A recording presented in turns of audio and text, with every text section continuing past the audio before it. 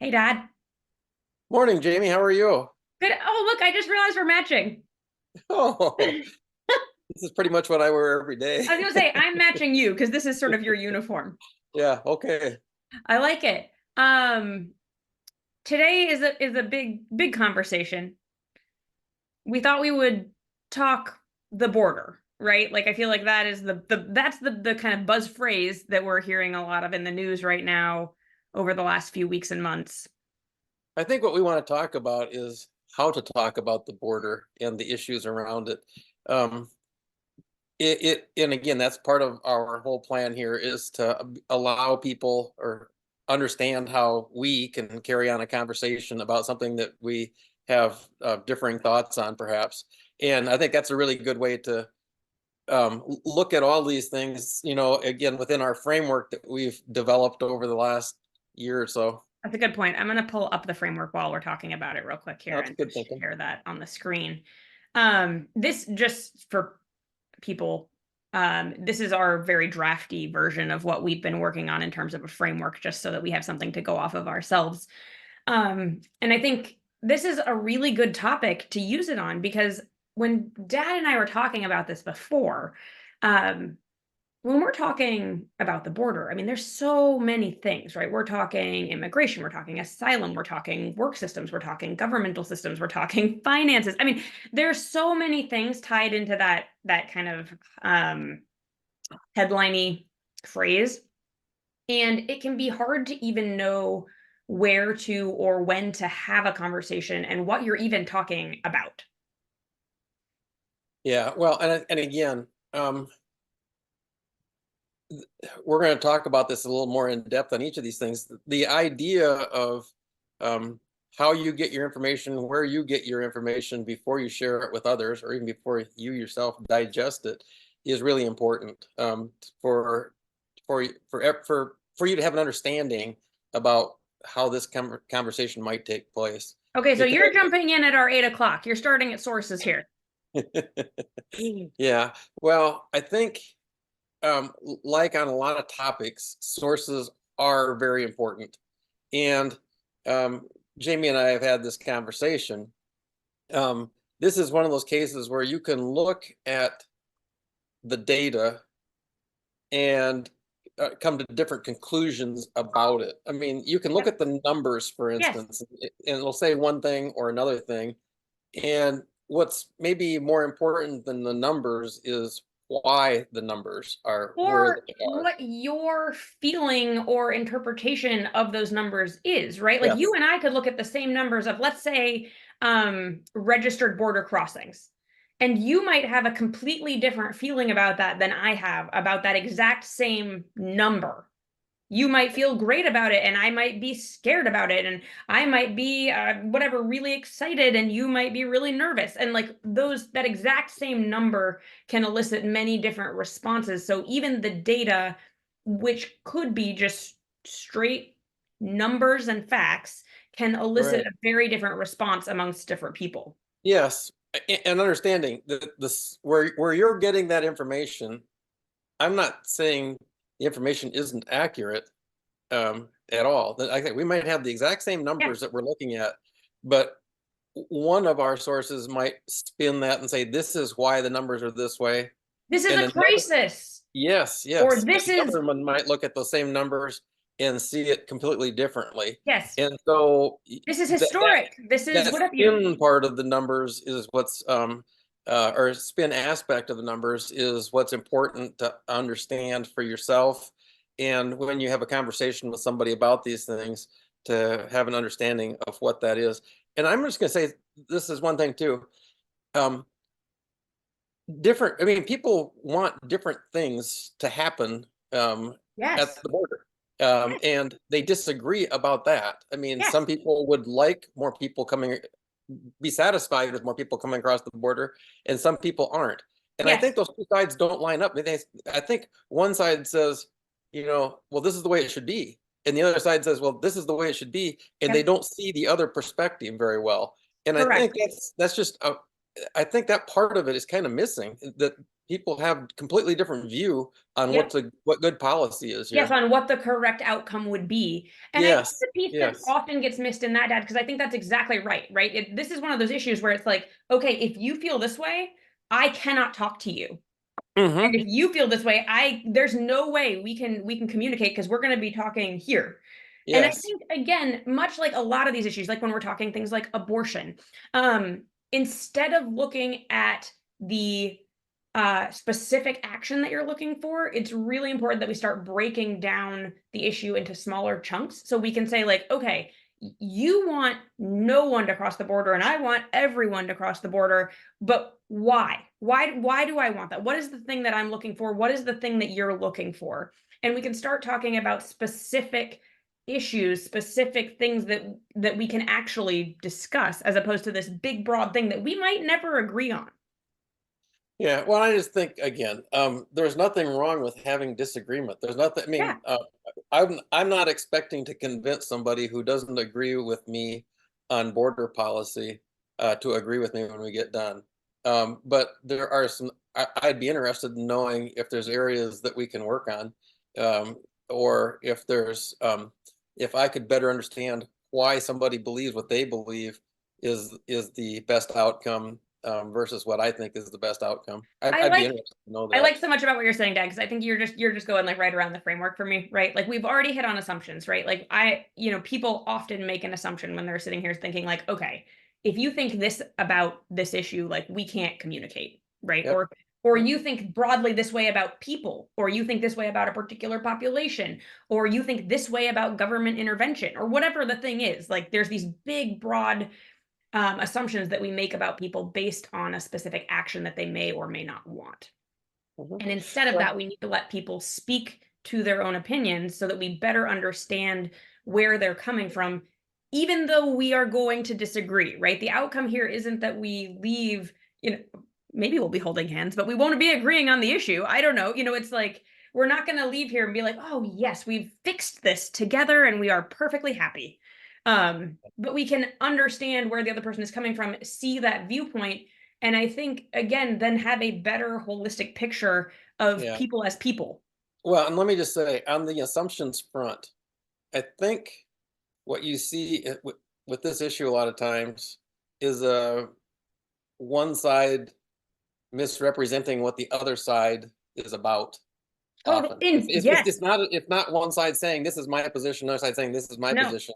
It's one side saying this is the other person's position, and this is and I'm always leery of having somebody tell me what somebody else is trying to accomplish or not Yes. accomplish Because I agree because that is to the detriment of both people, right? well, and let me just say, I will say this. So Yeah. it's the use of the it's like the people who, I'll give you an example.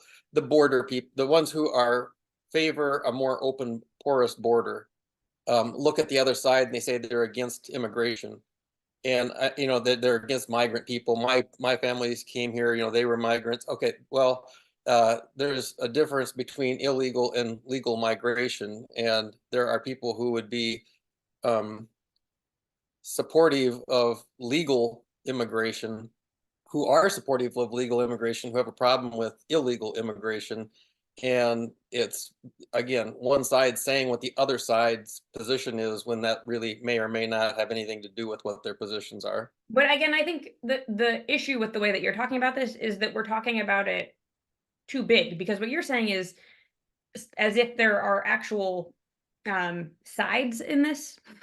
And there might Yeah. be, right? Like there are going to be some people who are um on the extremes on those polls that we always talk about. Yes. But I Yeah. think again, we're not talking about Yes. big But pictures. We're talking about you and me. So when I'm no, and saying that's to why, you, again, I think what you have to understand is between the parties are having a conversation is let's figure out what we really disagree about and let's figure out what we might agree on because it may not be a concern about um, immigration may not be the issue. It might be isolated to only a specific aspect of that immigration that I'm concerned about. yep, And let's not misrepresent anybody's positions on this. Let them explain their own positions on it and go And the from there. nuance, right? Because Right. that's the piece that we keep talking about. Like, there's so much gray here. And instead of looking at this as like an all or nothing issue, we need to let people actually speak and think and understand their own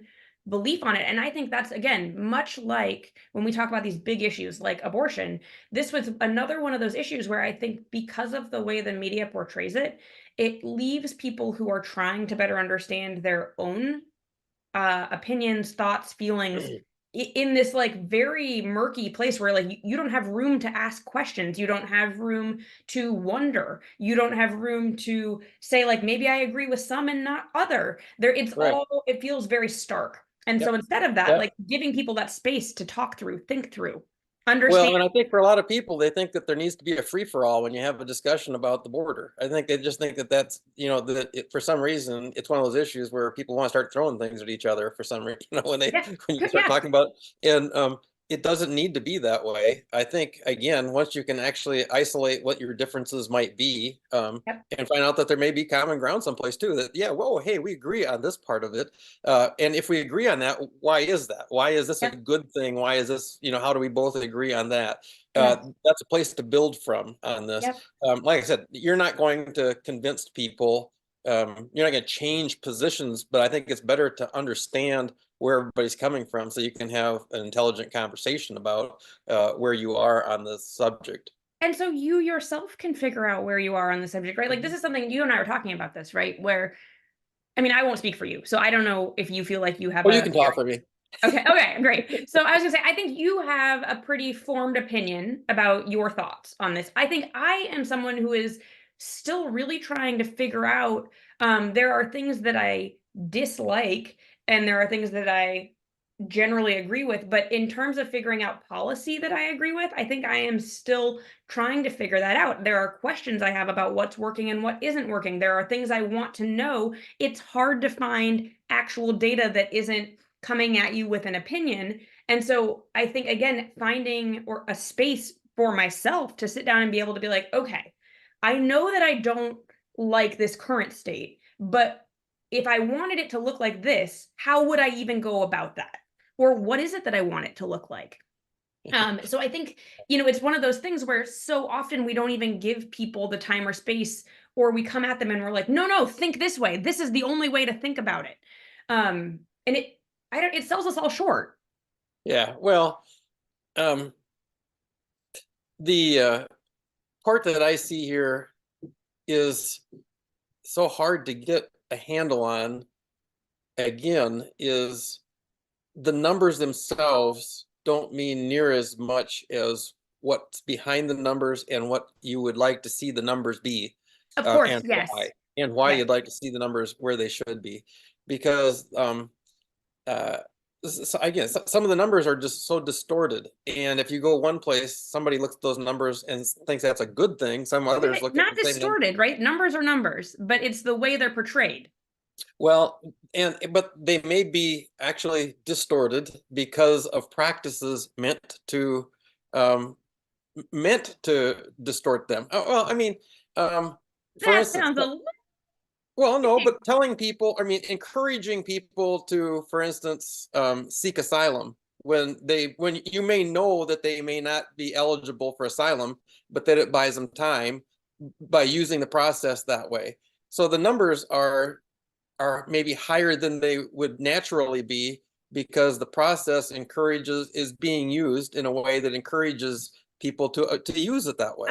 But And I will so, put a pause on that because again, until you have actual numbers to show me that that is something that's happening, I'm like, no. no, I'm not saying that the numbers are right or wrong. I'm just saying that, You're um, saying if we're seeing increased numbers of asylum seekers, yes, that could you may mean not know different what things. you may, yes, you may, that there may be more than one explanation for why the numbers are where they are. I And mean, I'm it just could saying also be that there are more humanitarian crises it in the very world well, at this point in time. yeah, it could be that. And again, so I say the numbers themselves don't tell you enough. You have to be able to understand what's behind the numbers and why. And again, what should those numbers be and why? Or really interestingly, so when Dad and I were looking at this initially, I am really interested in how asylum works in the US. This is something I was thinking about a lot. I used to live in a city in Massachusetts that was a sanctuary city. And I have a lot of curiosity about how this works in our country. And we were looking at the literal government website for asylum seeking. And I would say that we're both coming at it from like a not educated about this particular process, but a fairly educated in government standpoint. And I don't think either of us understood it, Yeah. right? Well, and I don't claim to have a clear understanding of any of these things. And again, And I there's think no that, nuance. This is just the government site saying, like, this is yeah, what these three processes are. Here's how they function. And we're like, wait, what? well, and again, I don't profess to know a lot about it. I'm just saying the more I look at the numbers, the more and the information, the more I see it's hard to get a grip on that for myself because I'm not well enough informed to understand how those numbers really work or So why. can we look at that as from an objections and gateways standpoint too? Because again, Yeah. I think this is one of those areas where you might be looking at numbers and I might come at this from a completely different standpoint, which is like, I actually don't, I'm making, I'll say this isn't my necessarily specific opinion, but I think this is true about us sometimes in general, where you will look at something from like a very data heavy, numbers driven fact. And I'm going, people, there's actual people and children. Like this is like a humanitarian crisis, not a, I don't care about your numbers. And so when we're looking at objections and gateways and going back to sources, this is a thing where you and I often have to sit and say, okay, I know you keep throwing these numbers at me, but like actually I don't care about those numbers. What I care about is how we're treating people. And so if I care about how we're treating people and you care about data, we need to find a bridge that comes between those two things, which again can be breaking down processes into smaller pieces. It can be asking questions about like, why are those numbers important to you? Or why don't you care about those numbers?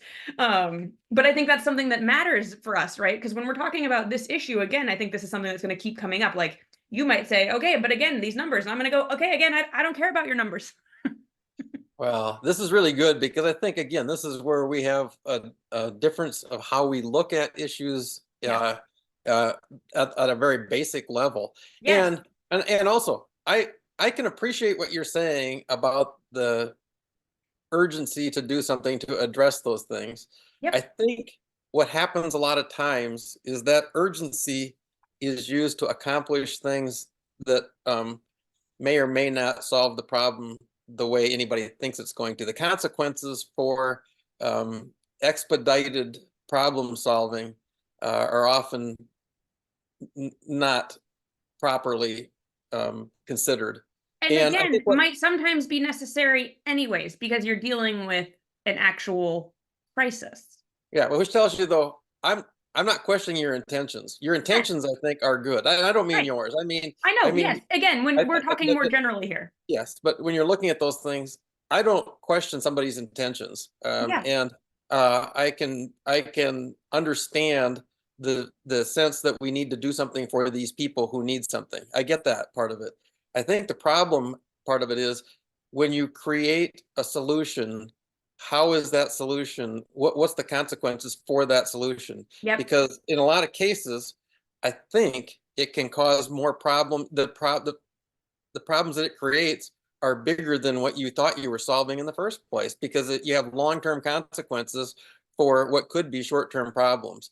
And I think we have a tendency to want to think we can correct something that needs to correct itself sometimes. And I worry about coming up with short-term solutions that turn into long-term bigger problems. Well, and I think again, so this is, I'm going to bring us to the last piece of the framework because I think this is a good one, right? So talking about parameters, I think actually what you and I, well, what I'm realizing as we're talking this through is that maybe instead of talking about the border, what you and I should be talking about is the United States responsibility for humanitarian aid. What do we have a responsibility for that? What does that look like? What are our general, like, that's kind of what, when I'm talking people, and you're talking numbers, numbers, numbers, I think the thing that I'm realizing I care about is like, I need to figure this out. How do I feel about the United States's sort of responsibility to assist and aid in other spaces, and parsing through that, which is different than us arguing about border crossing, right? Yeah, well, and again, that's a really good but I mean, you're opening a huge door because you run into all these situations where you go from humanitarian type of issues to war issues and Of course. And that's what in I no mean. time I at think, all. and And that's so then you, relevant right now, right? When we're right, looking and then at you end up with the, military applications things. But here's the one thing I want to say about when you're looking at sources, which is where we started. yeah. And I like to look at places that I don't necessarily agree with. And this is one that I had. I don't know if this comes out forwards or backwards, but this is one of them. This is a NBC source, just so you know. So I mean, this is not You have a printed out source from the internet? well, I was just using this thing. Yeah, I mean, went to their website, but it's a NBC one. But U.S. will no longer deport people solely because they are undocumented, Homeland Security Secretary says. And the way this is being discussed here is in a positive way for people who might think that that's. I mean, like I say, I look at that and I say, what? How can they do that? But this article is written in a way that that's it's consistent with where the publication comes from on Well, presenting that. I was going to And say, so and might be consistent and is consistent with many people's views yes, on yes, this and I issue, think you have right? to understand people don't see things the same way, and they might even be looking at the same information and see things completely differently. And so I just didn't want to use a source that was so, something that you would say, oh, come on. I mean, but I'm just want to say it's one that I disagree with. Yeah. I disagree with it, but I'm looking at it. I'm not looking at somebody else coming up with it. I'm reading it from the other side. I'm not listening I to something on my I'm side tell me so what to say. delighted that you brought it a printout today to our. I was not prepared. All I have here is my kids' math homework. I have nothing. I have no resources to hold up to the camera. But again, my difference with somebody isn't because that's right or wrong. I mean, because what they've said is right or wrong. What they're saying is what they think. And I just Yeah. don't line up with that. I mean, so And you need to it, know that, right? As yeah, a consumer of that news, you do know that, but some people don't know that. And so they are taking in that biased view, which again, every news source has a bias, all of them. There is not a yes. news source that doesn't. But when you take it in, you need to understand what that bias is so that you can understand what you're reading and form a reaction to it. Whether you agree or disagree, you don't want to read something as um, neutral fact when it in fact is an interpretation of Yeah. something. And in all fairness, that was a 2-year-old article. But I mean, Oh, but good, I'm no, good. I'm just saying, but Yeah, I'm but whatever. also good to know, right? Yeah, yeah. But I'm again, um, it isn't that somebody's uh lying about anything. Nobody's lying about anything. I mean, they're stating the facts just as Yeah, they are and how they and their take on them. And I don't have a I would rather have that than not know where somebody's coming from. yeah. I mean, they're very open about the position kind of and how they spin it. And I can appreciate that. Well, and I think again, for the point of our conversation, right? It's good for us to acknowledge that. Like I've been getting most of my resources, or most of my information on this from this source. So if you're saying something different than me, like where are you Yeah. getting your information? Or again, coming back to sources, like we keep talking about news sources, but actually I think with this issue, for many people, there is this deep-seated self image in this, right? Like so many people who themselves have immigrated to the US, who have family that has immigrated here at various points in time, who have family that would like to be here but cannot be. Like so much of this is Mhm. personal for people in a way that I think we don't always acknowledge. And so when you're talking to somebody again about, numbers or the thing that you're seeing or that really horrifying picture that just got published or whatever, like there's so many different things that people are bringing to this conversation and helping to isolate it into smaller chunks. Again, like I think talking about just the border is Mhm. too broad. It's impossible Right. for us if we already disagree. It's impossible for us to have a productive, meaningful conversation about Right. that giant thing. Yeah, and I think one of the things you can ask somebody, um, again, I think sometimes asking questions instead of having statements is a way to Absolutely. look at these things. Because I think part of the difference on this issue in particular is one side might look at this problem as saying we have a group of people who need help and they have an immediate need, and we have another side that looks at it and says but your solutions cause bigger problems for other people because whatever the effects of doing this could be harmful um, to the United States, for instance, or whatever the case might be, or to a community, or to a whatever. I mean, there's issues Yeah. dealing with Stresses on the if we do what system. We're you not want. able to, we can't So, support this. so We the can't. question is, um, does either side see a need to address the other side's concern? Right. And so I think what you have to say is, um, you know, I mean, what do you think? How would you address the concern I have? So if my Yes. concern is this one or the other one, or however, Yes. there's probably many of them, how would you address this? But again, What? starting with one of those things, right? Because Yes, yes, it's yeah, too big to say like your idea is stupid. right, So like tell right, me how you're gonna fix it. It's like right. no, it's like actually here's an actual concern that I have right now. So like Yes. what would you say? How can Yes. we work on And this? how do you address that? If you're looking at this problem and your solution, how do you address my concern, which is Yep. this? And let the other person answer that question instead of you assuming you know how they might do Yes. it. Again, gets back to the whole framework, but it's one of those things where um, it, conversations and these kinds of discussions shouldn't all be me telling you what I think and you telling me what you think. A give and take in that is asking a few questions and getting feedback on Yes. those questions to better understand how they might look at your way of looking at something. I mean, your questions might be tempered by how you think it, and there's the same thing. That's good. That's a And good again, way to have because the what we're conversation. looking for here is understanding that like uh in our particular case, like we both have respect for each other. So if we disagree on this issue, it's not because somebody's a bad person, right? So it's figuring out where those differences are and understanding why somebody thinks that way so that you have a better understanding of them, not even necessarily of the issue. I mean, great if you understand the issue in a broader, more nuanced way. Amazing. But if you just leave having a better relationship with the person that you had a conversation with, that's also a win. Well, and to understand that somebody who doesn't agree with me isn't evil somehow, Yes. I mean, I Or think ignorant. yes, there's this whole notion that if somebody has a disagreeing position with mine, that somehow there's something wrong with them or whatever. I think just people can have different opinions and do have different opinions and for various reasons. And maybe it's worth time to figure out why that is, why there's a different than mine is. Well, and again, with this kind of thing, I'm so curious. I mean, we'll see what happens, but I was so interested to see what the bipartisan bill coming out of the Senate was going to look like. Mhm. I always love when there's actual bipartisan legislation that's like meaningful, and I don't know if this was going to be that, but I was really hopeful. Um, and and I think this is where we kind of see that in terms of policy, this is where we see the rubber hit the road, right? Where it's like you actually have different camps of people with different priorities, different beliefs, and they have to work together to come up with a solution that everybody is happy with or everybody can tolerate. And that to me is like the actual meaningful work of democracy.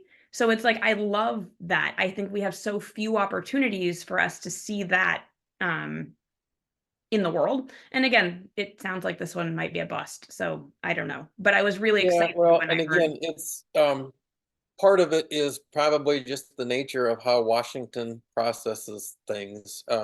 And that process is never as clean as anybody would like it to be. There's And it always shouldn't things be, thrown right? in. Right. Well, it's just the nature of that beast that we end up with.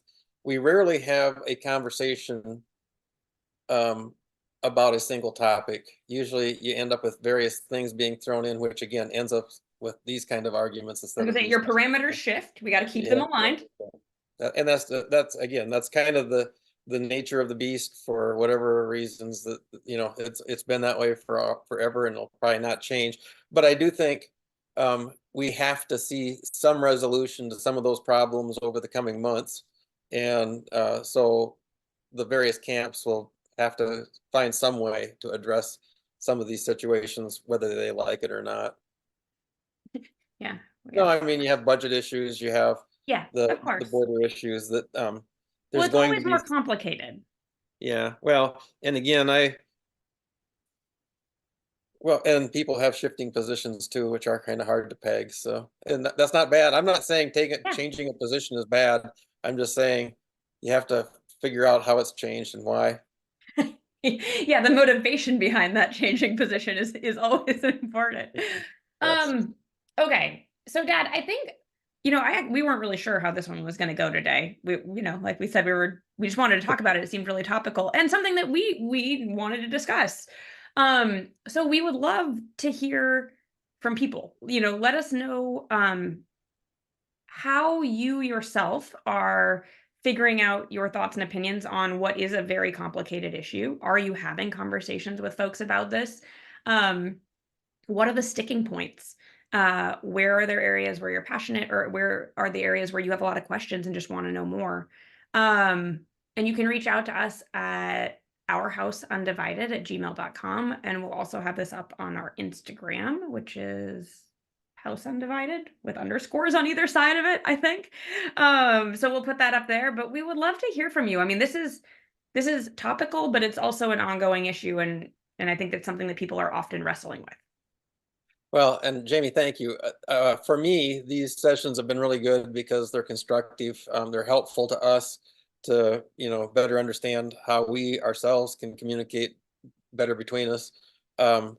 Yeah, I appreciate the feedback from people too that we've had Yeah. firsthand about all of this. It is good. I think the first thing for me to admit is um, uh, I'm no expert at any of this. It's just helpful. I mean, but that's the important part of it. You That's don't the have to be point. an expert. You want to have a conversation with people. I don't think you want to pretend to be an expert when you're not one. But it's helpful to have constructive dialogues and be able to say, I love you at the end of the conversation. Yes, absolutely. And we really do appreciate those of you who have listened and the feedback we've gotten from folks. We've heard that this is sparking conversations for you. Yeah. And we're thrilled. So thanks for tuning in. Dad, I love you, and we will talk soon. Thank you. Love you too. Have a great day.